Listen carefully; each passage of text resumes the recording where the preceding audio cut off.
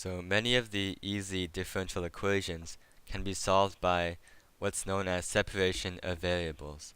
And it's exactly what it sounds like.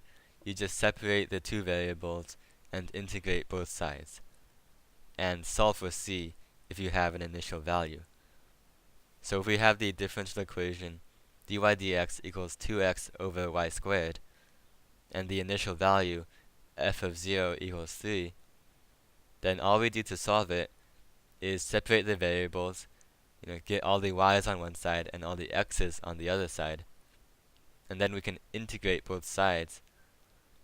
So over here we get 1/3 y cubed, and then over here we get x squared, and then we add a c on this side.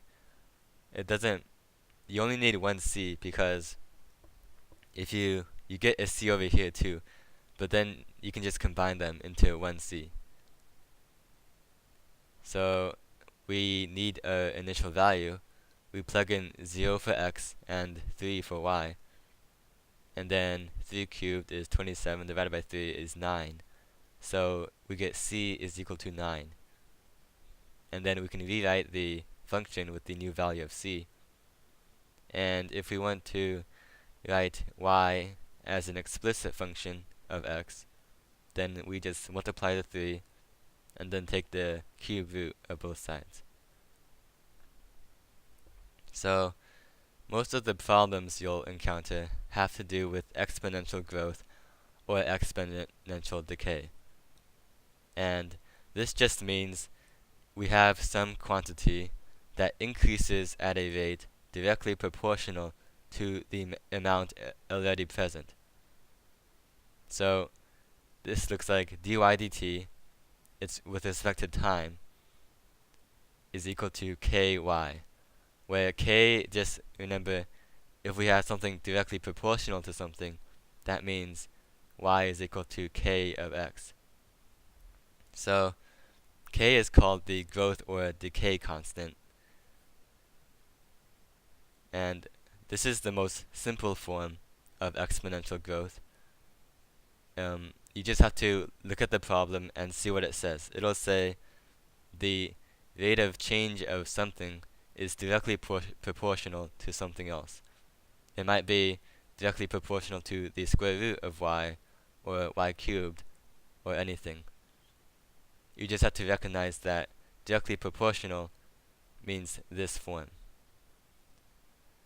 So let's say we have the number of cookies we have is increasing at a rate proportional to the number of cookies we already have.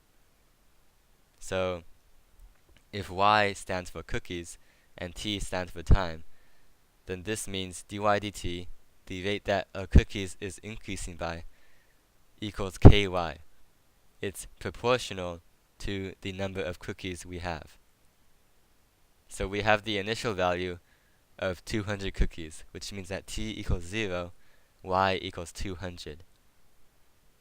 So first thing we do is separate our variables and integrate. So over here we have ln of y. Notice we don't need the absolute value sign because y is always positive. We can't have negative cookies. And then over here k is a constant, so this becomes kt when integrated. And then we have the c.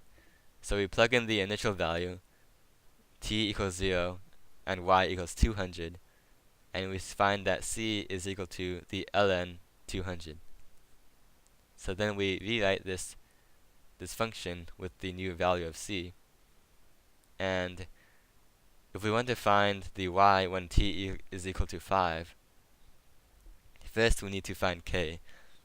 And so you actually need another condition for that. I made a bad problem. So let's say when t equals 2, y is equal to 300. And now we can plug this condition into a function, since we know what c is now, and we can solve for k.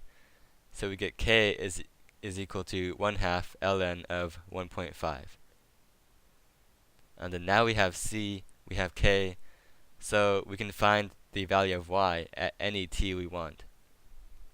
So all we do is plug in t equals 5, And then if you solve for y, you'll get y is equal to 551 cookies. So the general procedure is you separate the variables, integrate both sides, you use the initial condition at t equals 0 to find the value of c, and then you use the second condition that the problem gives you to find the value of k, and then once you have c and k, you can find the value of y at any t that it asks for. So another type of problem is if we have something cooling down or heating up. So Newton's law of cooling says that if we put a hot object in a colder room, then the object will cool down at a rate proportional to the difference in temperature between the object and the environment. So the big T here represents temperature. So we have d big T dt is equal to k times big T minus big T with the e. And this just means the temperature of the environment. So let's say we have a pie taken out of the oven at 450 degrees, and it's put in a 70-degree room. So this is our initial condition. At t equals 0, the temperature is 450. And then our second condition is after 30 minutes, t equals 30, the pie is 200 degrees. And then we want to find what temperature, what time the pie will be 100 degrees. So we have dt dt equals k big T minus 70. 70 is the temperature of the environment. So then we separate our variables, and with a little u sub, we can integrate this to get the ln of big T minus 70 equals kt plus c. So we use our initial value, t equals 0, and big T equals 450, to find that c equals ln 380. And then we used our second condition, t equals 30 and big T equals 200, to find k. And we get k is this big number. So then we have k, we have c. Now we can just plug in the big T equals 100 and solve for little t, time. And we get time is 71 minutes. So the last type of problem we're going to look at is logistic growth. So logistic growth is when something is growing exponentially, but there's a limit, such as the carrying capacity in an ecosystem. The population can't go past the carrying capacity. So the rate of growth will slow down once it starts approaching the limit, and then at the limit it'll stop growing completely. So I've seen two different equations for logistic growth. If you use either one, you'll get the same answers. The only thing that's different is you'll have a different value of k, the growth constant. So the main equation is dp dt, where p just means population. You can use any letter you want.